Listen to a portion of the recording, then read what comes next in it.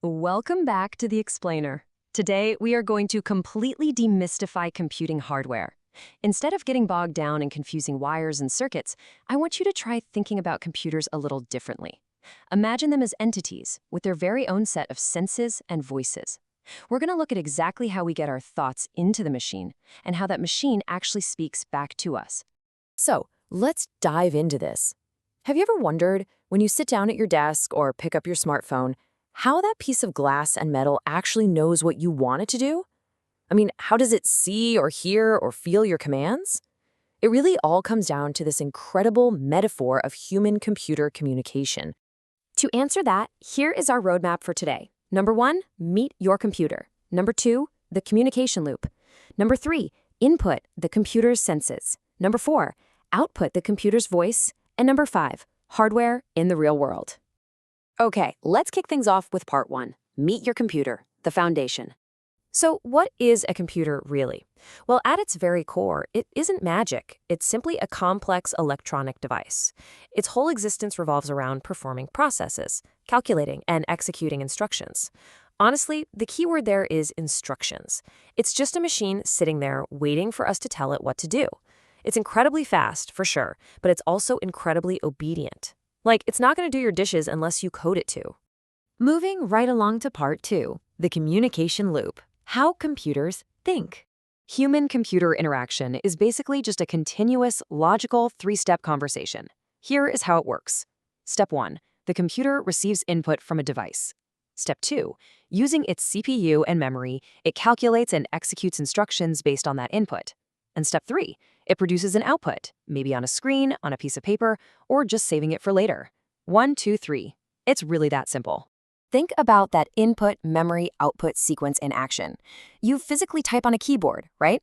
That typing is fed straight into the computer's memory module. Then, the memory and CPU process that data together and push the result out to your monitor.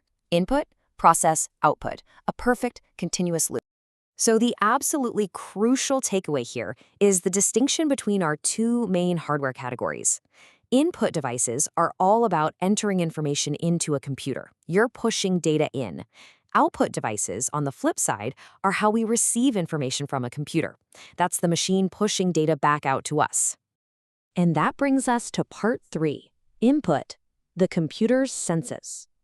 We interact with these senses every single day. Take touchscreens and styluses. A touchscreen lets you interact with the device just by tapping it with your finger. It literally feels your physical presence. And a stylus? It acts like a digital light pen, letting you write or draw with absolute precision. Through physical touch, we're communicating our exact intent. Then we have the way computers visually read the world. Barcode readers, for instance, shoot out a red light to scan those parallel lines on products at the grocery store, turning reflected light into electrical signals to track inventory. On the other hand, QR code readers use a camera to look at those little black and white squares, decoding data that's usually for marketing or advertising. So that's two very different visual senses for two very different tasks. But computers can also sense their physical environment, kind of like how we can feel a drop in temperature or notice a room getting dark. Sensors are devices that detect changes in physical properties, like temperature, light, and motion.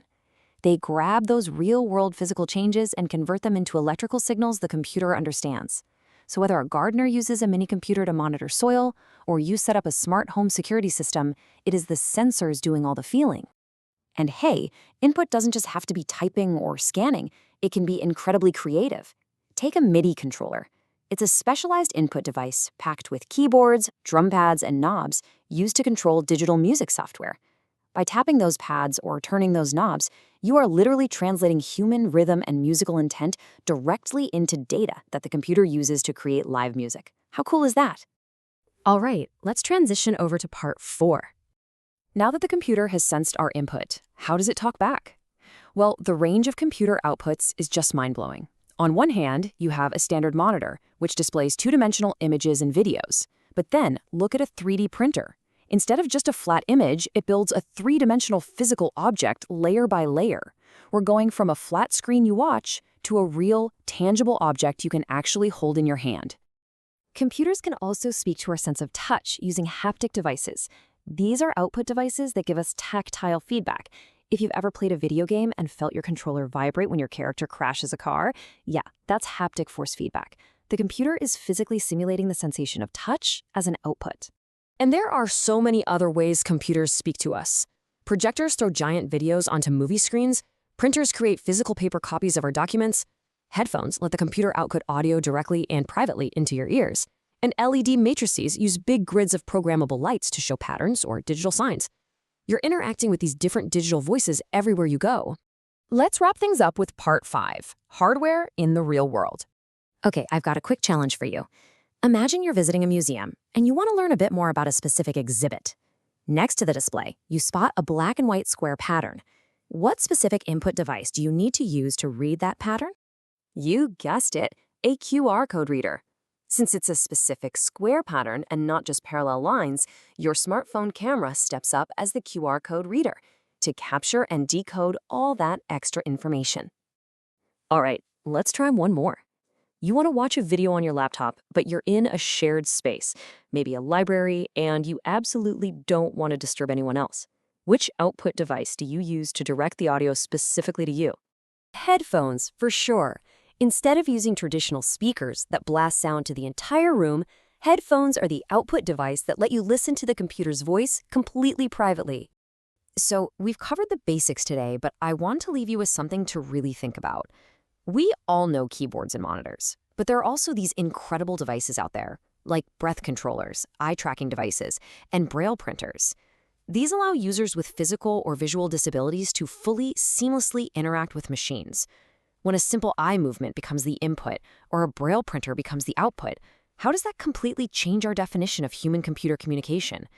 Hardware is constantly evolving to be more inclusive, and it's an absolutely fascinating space to watch. Thanks for exploring the senses of computing with me on this explainer, and keep on learning.